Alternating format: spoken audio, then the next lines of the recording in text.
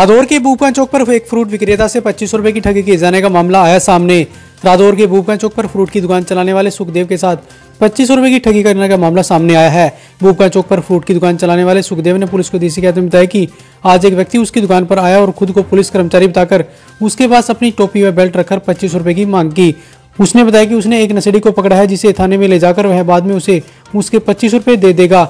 सुखदेव ने बताया कि उसके बाद उसने 2000 रुपए अपनी जेब से व 500 रुपए पड़ोसी दुकानदार से उधार लेकर उसे दे दिए, लेकिन वह व्यक्ति अभी तक उसके पास नहीं लौटा है, जिसके बाद उसे अपने साथ ठगी होने का अंदेशा लगा और उसने इस बारे अब पुलिस में शिकायत दे दी है। सर यहाँ हम दुकान पे आए जी, यहाँ 1 घंटा याद लगाया उसने। मैं बैठ गया, मैंने चाय पूछी उससे, चाय पूछने में अभी आया गाड़ी आने वाली है मेरी।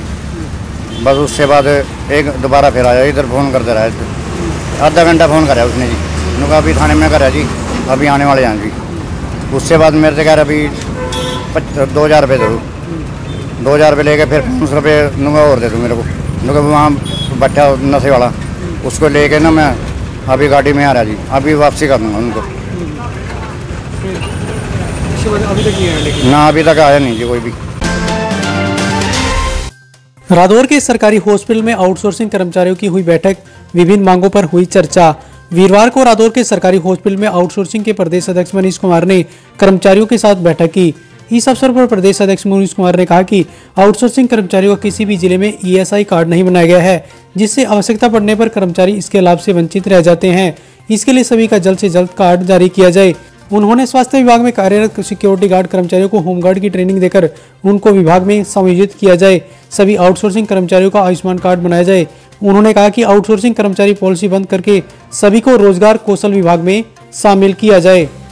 बैठक का एजेंडा मुख्य रूप से ये है कि भी अभी सरकार की तरफ से एक निगम का गठन किया गया है, जिसके अंदर पॉलिसी पार्ट 2 के कर्मचारी साथियों के लिए स्टेटमेंट आई है कि भी उनको ज्यों का त्यों मर्ज किया जाएगा।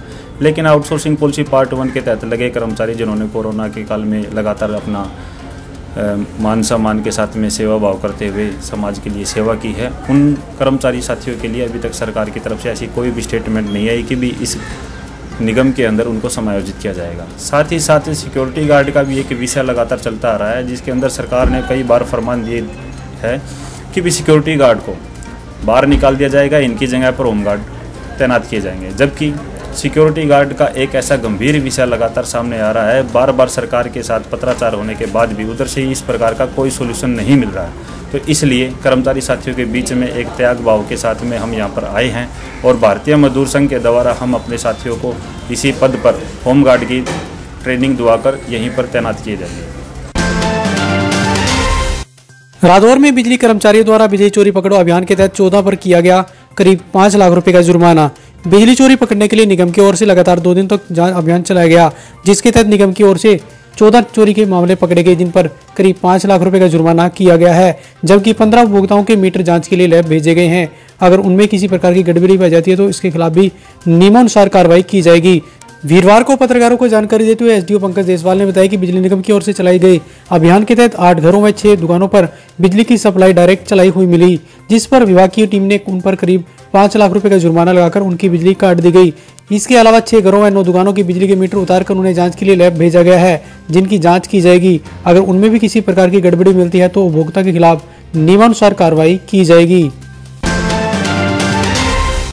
रादौर के महाराजा अग्रसेन पब्लिक स्कूल द्वारा अहोई अष्टमी के पर्व पर करवाया गया ऑनलाइन गतिविधियों का आयोजन। महाराजा अग्रसेन पब्लिक स्कूल की ओर से वीरवार को अहोई अष्टमी के अवसर पर ऑनलाइन गतिविधियों का आयोजन किया गया।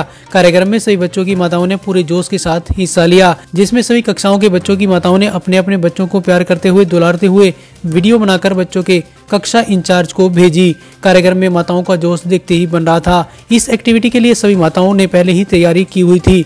इस अवसर पर स्कूल प्रबंधक डॉक्टर सुदेश बंसल ने कहा कि सभी माताओं द्वारा अपने बच्चे की लंबी उम्र की कामनाओं को लेकर अहोई अष्टमी का पर्व मनाया जाता है।